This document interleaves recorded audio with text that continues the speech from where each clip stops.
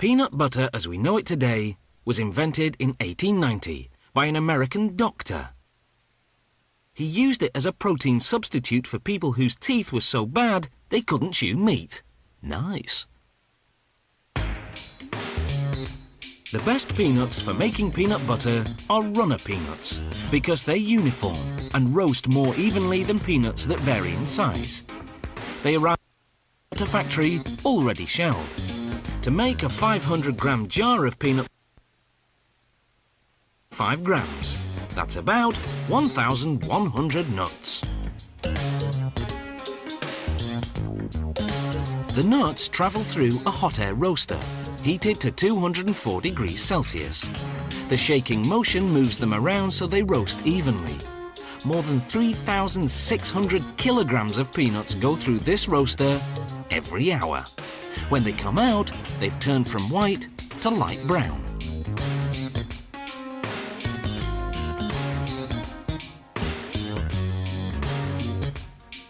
Next, they're fast cooled at room temperature, using suction fans that circulate air quickly. This rapid cooling process is critical. It halts the cooking and prevents the peanuts from losing too much oil.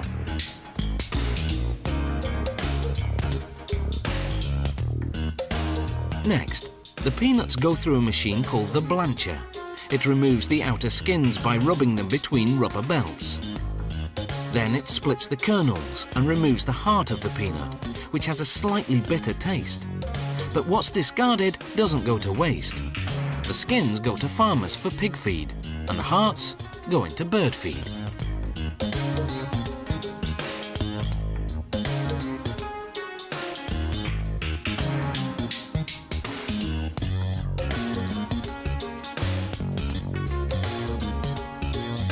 The peanuts land in a big stainless steel container.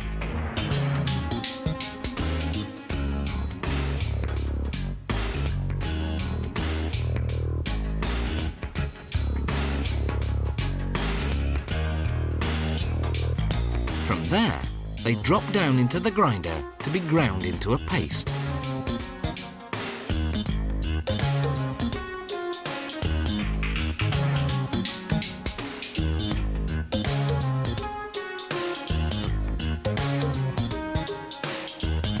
At this point, the other ingredients go in: salt, sugar, and a small amount of hydrogenated vegetable oil, which acts as a stabilizer and floating to the top of the jar. Peanut butter contains no artificial sweeteners. It has no preservatives either, yet doesn't need to be refrigerated. The peanut butter is finally ready. The mixing has heated the paste to 60 degrees Celsius, so goes through a cooling system to bring it down to 38 degrees. Now, it can go into jars. Peanut butter is a healthy, protein-rich food with plenty of vitamins, minerals, and fibre. It has no cholesterol, but it does contain fat. The good news is that more than 80% of that fat is unsaturated. In other words, good fat that may actually help lower certain cholesterol levels in the blood. The bad news is that the rest of the fat content is trans fat, or bad fat.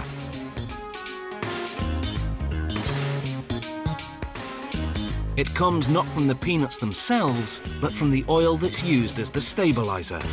If you want to avoid that, you can eat all natural peanut butter, which doesn't contain a stabilizer. You'll just have to stir the peanut oil that collects at the top of the jar.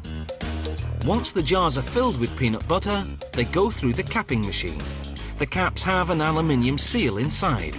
As the caps pass through a heat machine, the seal drops down and adheres to the top of the jar, creating an airtight seal. A machine prints the production date and expiration date. Those unopened jars of peanut butter will stay fresh for 1 whole year. Though with kids around, it usually lasts for just a week.